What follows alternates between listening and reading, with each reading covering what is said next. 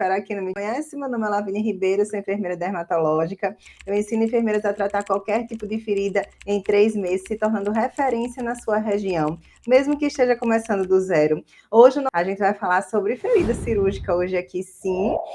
O que vocês me pedem muito? Vocês me pedem muito isso já desde, muito tempo. E é isso, minha gente. Hoje a gente vai falar aqui sobre essa ferida cirúrgica que vocês tanto me pedem. E o que é isso? Por que eu estou trazendo esse tema? Realmente, minha gente, a ferida cirúrgica é um manejo difícil, né? É um manejo difícil para poder a gente prevenir deiscência e infecção. As duas coisas, deiscência e infecção, são as maiores complicações que a gente encontra na ferida cirúrgica. Agora, o termo de complicações em ferida cirúrgica é muito abrangente, pode abranger várias coisas, tá? Deixa eu só explicar para vocês. Esse termo de complicação de ferida cirúrgica, vocês vão ver olhando um pouquinho aqui para o lado, porque eu vou fazer essa aula de hoje aqui toda voltada de acordo com o consenso internacional sobre ferida cirúrgica, tá, minha gente? E eu vou querer trazer para vocês exatamente como está lá, para poder vocês entenderem exatamente o que é o lado científico, né, de tudo isso. Então vai ser uma aula de verdade aqui, tá? Fica aqui. E aí, esse termo de complicação de ferida cirúrgica, lá dentro do consenso internacional, de feridas internacional de 2022, esse consenso, é uma reunião que eles fizeram, e nessa reunião a gente consegue um compilado aí de vários consensos internacionais, certo? E ele abrange não só infecção de sítio cirúrgico e nem deiscência. Fala também sobre hipergranulação, maceração periferida, cicatrizes e lesões cutâneas relacionadas a adesivos médicos também, as famosas MARSI, né? E aí essas lesões, aquelas lesões que a gente vê por esparadrapo, por adesivo, também são complicações também de ferida operatória, tá? É isso, esse termo de complicação de ferida operatória, ele vai abranger tudo isso. Claro que a gente vai ter as deiscências e as infecções de sítio cirúrgico muito mais prevalentes, né? Nessas complicações, no meio dessas complicações.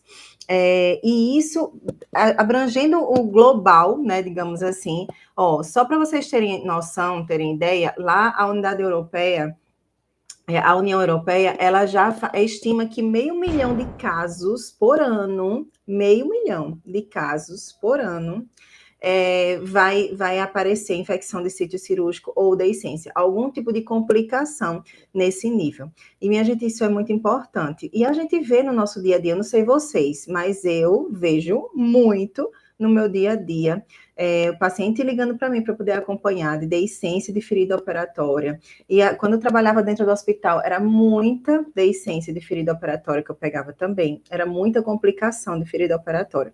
E tem cirurgias que é mais específico, né? Tem cirurgias que o risco é maior. Cirurgia de coluna, por exemplo, é maior o risco. Isso já é comprovado. Isso tem, inclusive, dentro do consenso, todas as partes, né, de cirurgias mais específicas que dão uma incidência maior, realmente, desse tipo de complicação, que são as cirurgias de coluna, cirurgias ortopédicas, cirurgias que a gente pode chamar assim, até de cirurgia de plástica mesmo, abdominoplastia, mamoplastia, em pessoas que têm comorbidades, que já têm obesidade, que têm diabetes, né, que têm comorbidade aí associada.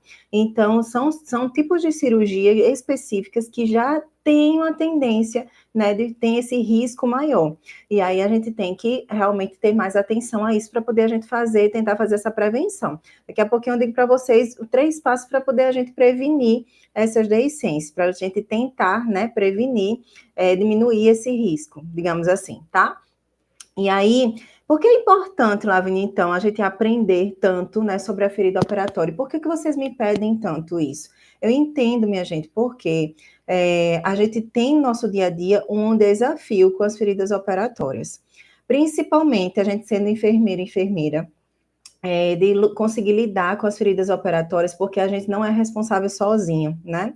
Por feridas especificamente, qualquer outro tipo de ferida, úlcera venosa, úlcera arterial, a gente tem uma certa autonomia no sentido que a gente pega o paciente lá está 1 ano com uma úlcera na perna. É uma úlcera venosa, a gente vai lá, já tem diagnóstico, já está tudo certo, e a gente vai lá e vai fazer o nosso tratamento com total autonomia. Numa ferida operatória, eu sempre digo que a gente precisa, é necessário, a gente atender o paciente sempre em atendimento multidisciplinar com o cirurgião que fez a cirurgia, tá? Por quê? Porque o cirurgião que fez a cirurgia é totalmente responsável também por essa ferida operatória, né? Foi uma ferida, as feridas cirúrgicas, elas são feridas intencionais, né? São feridas que são incisões intencionais feitas, né? Intencionalmente, não é uma ferida que aparece. E aí, quem é que faz a ferida? O cirurgião, quando vai fazer a cirurgia. Então, ele tem essa responsabilidade, sim, também, e a gente precisa fazer isso em conjunto, principalmente quando o paciente já tem um risco de infecção e se a gente observar além infecção nessa ferida, não só uma deiscência. E isso é muito importante a gente ter isso bem claro, né, na nossa mente, e a gente vai ter muito mais resultados também quando a gente trabalha em conjunto com o cirurgião. E a gente tem uma única linha de raciocínio. Não é fácil. Me conta aqui se vocês já passaram por algum processo. Não é fácil.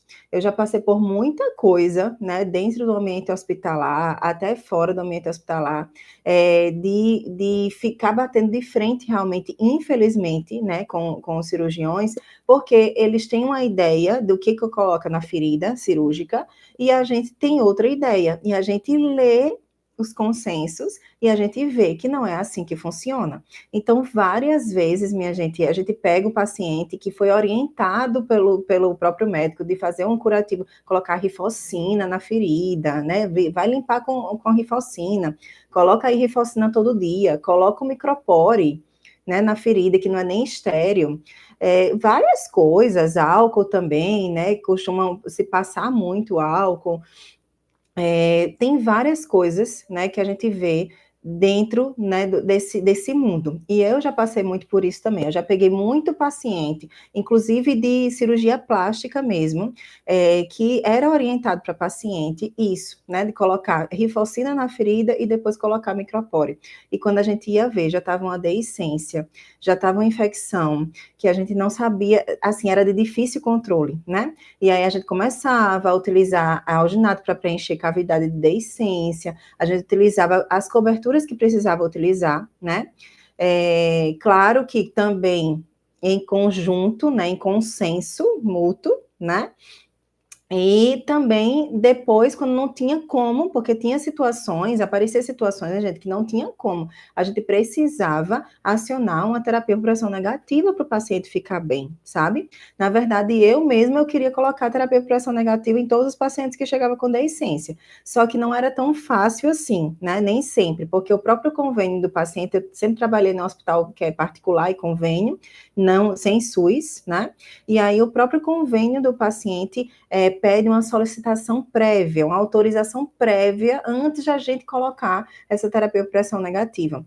E acontecia muito da gente encaminhar relatório e tudo, solicitar e demorar muito, né, para o paciente conseguir uma terapia por pressão negativa. E aí a gente terminava, às vezes eu já perdi uma paciente desse jeito, esperando a terapia por pressão negativa, infelizmente. Mas não foi no caso de uma ferida operatória. Mas a gente termina tentando com outras coisas, porque demora muito, né, a autorização da terapia por pressão negativa. E aí a gente termina solicitando só para aqueles casos que estão mais críticos mesmo, para poder a gente não ter esse desgaste, né, todo dentro do ambiente hospitalar.